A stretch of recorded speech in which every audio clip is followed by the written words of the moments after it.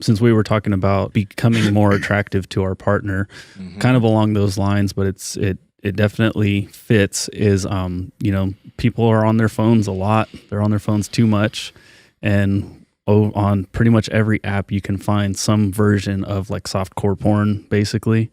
So guarding your inputs on what you are seeing, because, right, like if we open up Instagram, especially like the Explore page or something, we're going to see ass a lot and a lot of modified, we got the AI shit now.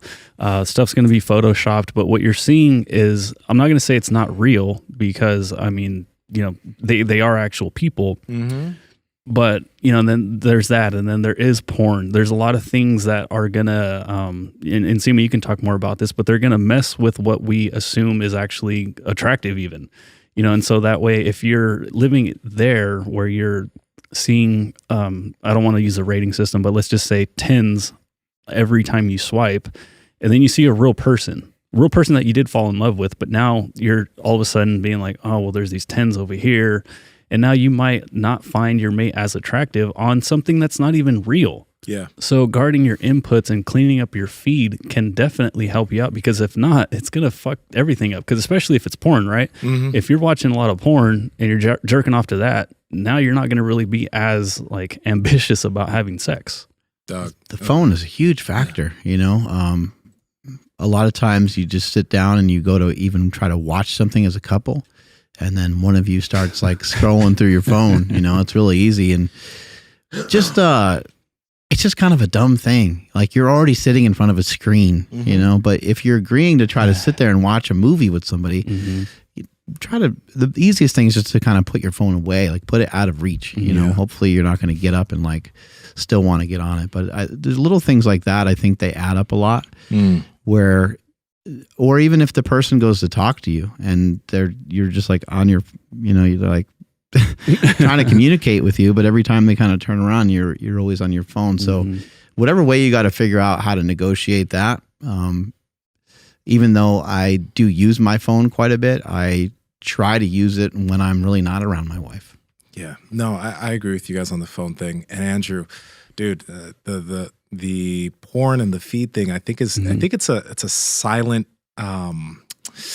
it's like a silent influencer. It's a silent influencer on the mind of men, especially. I can speak for myself and a few homies that we've had this conversation with, because we're millennials.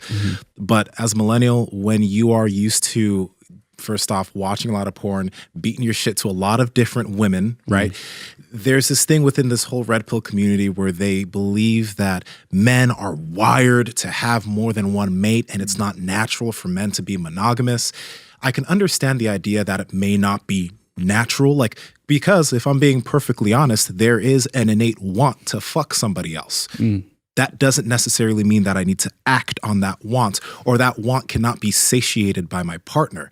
So within these red pill spheres, guys are like, oh yeah, it does make sense for a guy to be with a woman that wants a guy that's going to be with one woman is dreaming, is delusional, right? But no, I think what's partially happening is young men are too used to novelty that comes from avid porn use, because you're beating your meat to all these different women. So when you try to be in a monogamous relationship, you get bored quickly because your novelty isn't satiated. And now you're like, huh, you can't be with one woman. Monogamy isn't for everyone. I'm not saying that everyone needs to subscribe to monogamy, but I do think there are a lot of things that are fucking up a man's ability to be monogamous outside of the genetic need to fuck a different woman, which I think is honestly overstated within that community, and just comes down to a lack of sexual self-control upon the man. Do the people that subscribe to the red pill stuff, what do they talk about with as far as kids? Do they talk about having a lot of kids or no? So when it comes to the red pill, when it comes to having kids, the big thing about the red pill is they think that like marriage is kind of a scam. And it's a scam in the way that the government gets involved, because in some ways, there are a lot of ways men can be fucked when it comes to a bad marriage. If they have kids and she just decides to leave out of the blue, kind of fucked as a guy. So there's a lot of really good education there. But when it does come to having kids, they do believe that if a high value man, which is a man that is, he makes good money, but he's also wanted by many women, if he does choose to have kids with one woman, well, they can have that family. but he also should be able to have different partners that he could just fuck, because just because you're fucking somebody doesn't mean you love them. You've had children and a life with this woman. You love her, but she should be okay with you fucking outside. Jeez. Because men don't put, in their eyes, men do not put emotion into sex. Women put emotion into sex, which is why, again, in their eyes, it is not okay for a woman to fuck a guy outside, because she doesn't actually want to do that. She only does that when she's in love with somebody else. She can't separate emotion from sex. And for the red pill, men can separate emotion from sex, so they should be able to exercise their sexual options even within a relationship with a woman with children. That's how they look at it. In my eyes, I just think that's a lack of self-control. I mean, it's on the surface, it sounds very, very good for a man that wants to just fuck but also still have a family, and like, and it sounds like a headache, but doesn't it? That sounds terrible. I think it's a cope, but yeah. Oof. Okay. Well, so that was an aside. Sorry, guys. Yeah. No. So I guess moving on, something else. It's kind of fucked up, but like, if this will definitely kill sex 100%, is if you're just not good at it. If you finally do get in the bedroom and you're busting quick, or you're not paying attention to her needs, she's not busting at all, like, you're probably not going to get invited back to the party. You know what I mean? What are you shooting me? Because you're hitting the nail on the head, brother.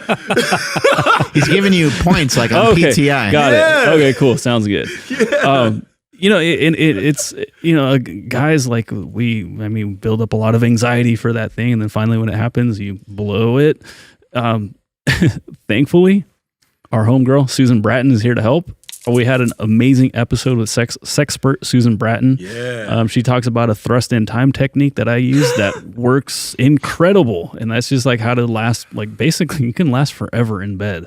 But yeah, dude, doing a little bit of research, and I'm not talking about like porn. I'm talking like actually seeking out a sexpert like Susan Bratton on how to like actually make a woman come. Like, that shit's very, very important, because if you want to get more of that, be good at it. Pet Project family, we talk about meat all the time on the podcast because protein is essential for your health. That's why I partner with Piedmontese. And if you head to their website, they have so much different types of beef. They have beef sticks, beef jerky, tons of different cuts of meat.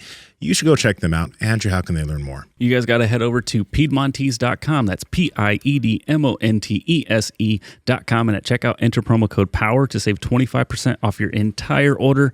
And if your order is over $150 or more, you get free 2-day shipping. Links to them down in the description, as well as the podcast show notes. Keep them coming back. Literally. Here's one thing. Here's a secret. Uh-oh. You see what I'm using to speak into the mic? Your mouth? Use it more. Yeah. Use it more. Like, make it juicy. Ooh, yeah. Use this. Use this more, dog. This is what. Yeah. This is why I have a great sex life. This right here. Yep. This. Use your mouth more. Fucking eat. Right? Not like DJ Khaled, I don't eat box, eat other things. You don't eat box, bro. It's a box of pizza. Susan talks to us about that too. Like, hey, it makes a big difference, because your mouth can do way more things than your dick can. Yeah. Your dick isn't the only weapon you have. You got a mouth. Yeah, you got to let them catch up to you. Yeah. I think it's it's important to like be able to take some cues and to sometimes things you're doing like aren't working great. I don't know, like you're just off, like you're not, but you can take those hints and you can kind of like feel around, right? And you can start to get better, and you can learn. You can also communicate a lot. Yes. You can communicate during, but it'd probably be best to communicate just randomly, like at some other time, and talk about what you like or didn't like from last night or from a couple days ago or whatever. But you can get into talks about all this stuff, and it's not easy. Like, if you've been married for a long time, it's not easy to say, hey, I don't really like that, or it kind of sucks, you know, in some ways, but it's going to lead to a way better result. All right, so this is going to be TMI about my sex life, but this has been something that has been said that I'm like, interesting. So you mentioned the communication thing. That is clutch, because if she, women don't let it hurt you. Don't let it hurt you if they don't like the way you're kissing them or whatever the fuck. Don't let it really. It's not meant to hurt you. It's just to help you get better. Yeah, down there's a bunch of buttons, and they know the buttons that need to be pressed. So like literally, like one of the first shit going on down there. One of the first, like probably the first time that me and my girl hooked up at the time, because we weren't in a relationship.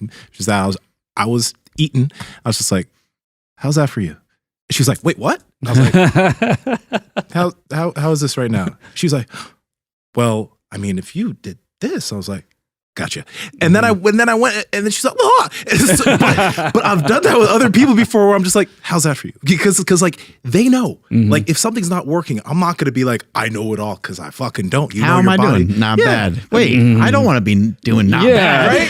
Help me be excellent. Help me. Nigga! You remember that Kevin Hart skit? No. You don't? I don't, not at this moment. Maybe if I watched it. There's this great Kevin Hart skit from one of his old stand-ups where he's like, "Help me. Nigga." It's a really good one, but I caught you off guard with that one. But yeah, communicate. Mark, yeah. Yeah. Not speaking and telling each other what you like is definitely going to kill your sex game. Yeah. Yeah, I think people are too stubborn, you know. You got to talk about it, and you I don't know, you might just need to like do something silly where you might have to say, "Hey, look, let's be really open about this. I have some things. I got some things that I like, you know, and you might find them to be weird. You might have some things that you like, you know, that I may find weird, but let's just talk about it and let's just figure it out." And then someone might be like, "That ain't weird. I'm down for that." And you might be like, "What? I have no like idea." This whole time. Yeah, exactly. You don't know what's open to you. Hey. Sometimes what happens, I heard this from somebody else, but like there's a lot of like odd, there's a lot of weirdness around when it comes to communicating about sex, whether it's like when you're a kid, it's like looked at as like, ooh, sex, blah, blah, blah. So when you become an adult, you're kind of uncomfortable about talking with the person you're with, but it's perfect. Sex is great. And it's even better if you can just talk openly about it. So if you can build the habit of like talking to your partner openly about that, and it just becomes something that you guys both want to get better at. It's gonna I get hear better. a lot of people, they'll be like, I could never talk to my, you know, spouse about that. Sucks.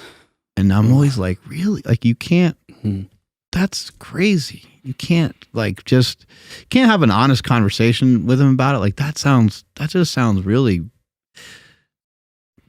bad to me. That doesn't sound like that there's good communication going on. I know usually guys you hear that from? I hear both ways actually.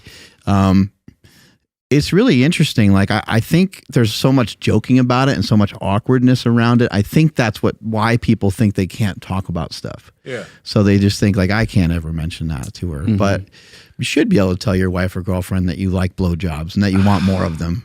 I mean, you should be able to tell them. And the girl should be able to tell you that whatever the fuck it is that they like, they should be able to tell you like, "Hey, I want like 3 or 4 dudes in here at one time, not just you, because you're not." No, I'm just kidding. It's just not enough. Just wants to cuck me. You're just sitting there like, wait a second. You sit on that chair in the corner and you don't look away. And you just start crying. Oh, poor guy. But I mean, it does go, you know, the street goes both ways, right? Like I get lingerie for my wife and I'm like, "Hey, I want you in this." I'm like, "But do let me know if there's some shit you want me to wear." Like, I'm down. Like, I'm just letting you know right now. I basically won't say no to almost anything. So like whatever it is, like, yeah, I'm down. You're like, "I'm a fireman tonight?" Okay. Fuck it. I was about to say, what if she asked you to wear a sombrero? I'm wearing a sombrero then. Yeah. I'll be on top like swinging that shit around. But Stephanie's also Mexican, so like it could potentially work. Yo, if Sam asked me to wear like a fucking do-rag and fuck, I'd be like, "Girl, what kind of weird race bait shit we getting into right now?" Like, get the fuck out of here. Or a do-rag and a cigarette with some malt liquor. She's like, "Nsima." Hey, if you want to make Squirtle squirt, I know you're enjoying this content, so like, comment, subscribe, and head to the Power Project Discord below. Peace.